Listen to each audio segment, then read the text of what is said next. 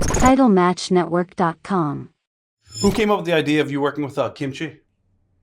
The office just called. They just need somebody to yeah, put on the they road. just needed a body and a driver. What was Kamala like outside the ring? Complain, always, I don't know. I usually used to say, James, your sugar, keep an eye on your sugar. And he used to go, it don't went away. It just went away. My diabetes just went away. I was always on him for that. And then he got real bitter later on. And then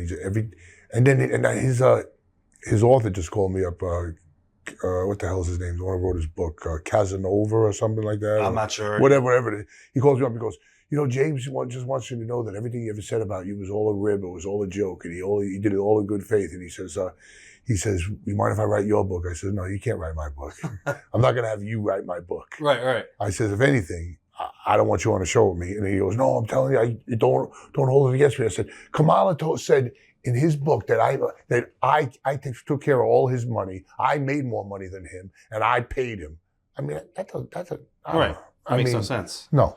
I was actually going to ask you about payoffs because I did an interview with Kamala, and he was talking about he found out somehow he went into the office and got to see receipts of the payoffs when he was working with Hogan, and how he was really upset with Hogan making more money than him. Oh, please. All I remember was him showing me every single check he got. Kimchi, my check's a little down, $22,000 this week. And he used to call me up. He used to go, I'm lighting a cigar with a $100 bill now. I said, James, I only made $2,200 this week. He goes, oh, come on now, Kimchi. I said, I worked twice. Right. He goes, you can't expect it. No, he made a fortune. Did you get bigger payoffs when you were working on top with Hawk, or was your pay pretty much based the same? When I was working, I wasn't working. Oh, you mean when Kamala was working with Hogan? Whenever when you were on a Hulk Town, you would get more money. Remember working with King Curtis, who was managing as the Wizard. Oh my God, he was a character. Yeah, I went to Hawaii and I ruined my whole vacation trying to hook up with him. You know what I mean? Oh man, he wore the same, like, I don't know what you call it, like a dress. And I'll never forget. He goes to Hogan one day. He goes, big man, I want to take the big clothesline tonight. I want to take the big clothesline. He goes, no, Curtis, I don't want to hurt you, man. I don't want to do this. He goes, you throw me in, I'm going to take the big clothesline. Hogan throws him in, and right before Hogan does it, he throws himself on the ground. I mean, he just like chickens out in the middle of the move. Right. He was a character. Now, when you, actually, Kamala went babyface, and you had a chance to work him. Memories of those bouts working with him? I enjoyed working with him. He used to leapfrog, and I remember that. I used to whip him with the whip, and then all of a sudden he turned to me. He got upset at me, and then all of a sudden I started working with him.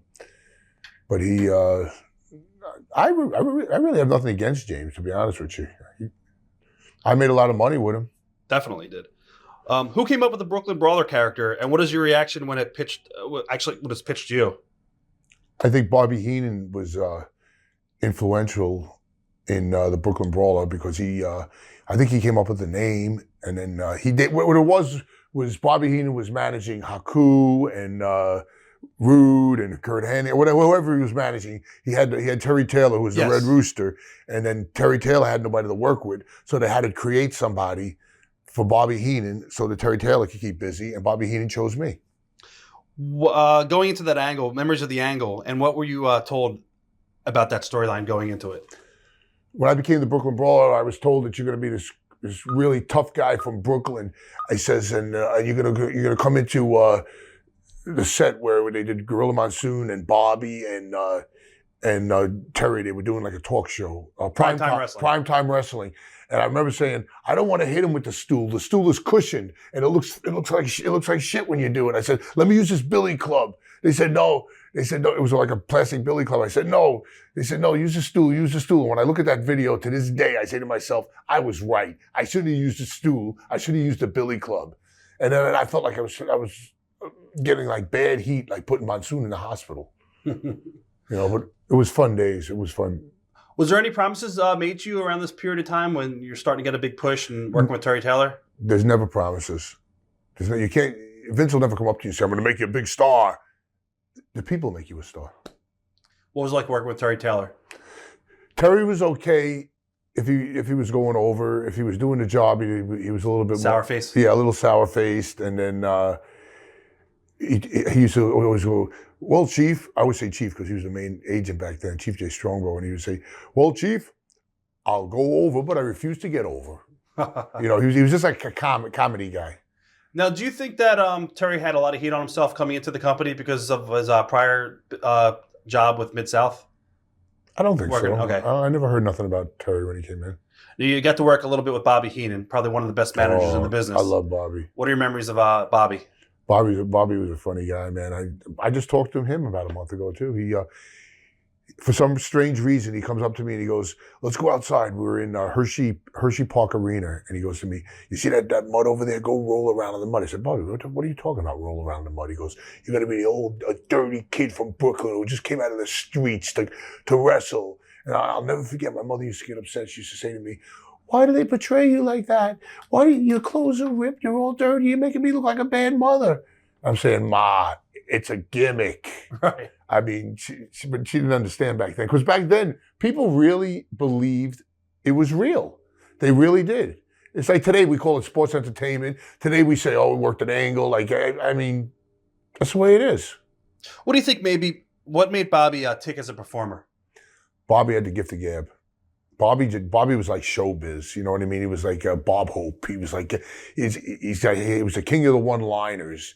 And he had perfect timing with it. He worked great with Gorilla. And he never finished high school either. He was pretty much self-educated. Oh, I didn't even know that. Yeah. Oh. What advice did he offer you as a performer? Did he ever take you under the wing and, teach you different things that he learned? Yeah. Had a drink with Andre the Giant. And when I go in the bathroom, Andre the Giant, I'm drinking rum and Coke, and Andre tells the bartender to put 151 in all his drinks. You know what he taught me? When he shares a room with me and he plays that rib on me, I'm going to get up and piss on him. Right. Because that's what I did. I got up so drunk that I peed on Bobby. What did he say? I heard the story. He was so drunk, he didn't know the difference. He woke up in the morning, he goes, I think I pissed the bed. I said, "Bobby, you didn't piss the bed."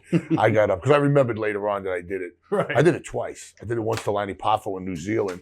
I got up, I was sharing a room with him, and I pissed in his bag. Those are the days when you ever get filthy drunk like that? Oh, yeah. Yeah, where you like stumble and then you don't know where the bathroom is and you just piss in the corner of the room. Right. If you could have a choice of being managed by any other roster of great managers over the years in WWF, who would you have wanted to work with?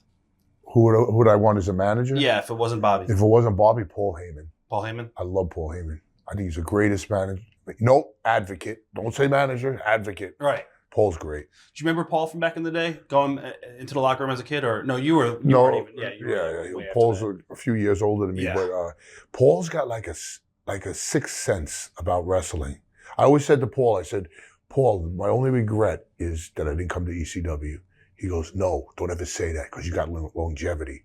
I says, "Yeah, but if I came to you, you might have developed me in a different way. And I might have came in, might have been used better with the longevity." He goes, "Don't ever say that because no one's ever broken my record and no one ever will."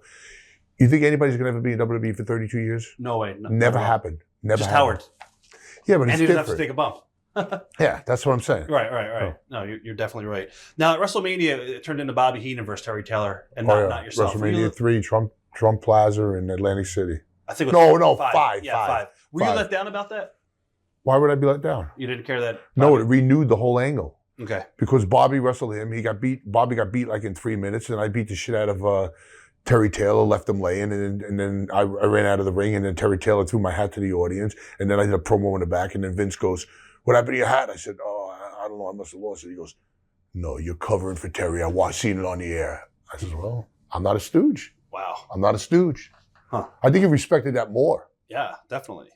Were you let down when you went back to just working prelim matches after that storyline, or was it more important for you to get a big push or to have regular work for a long period of time?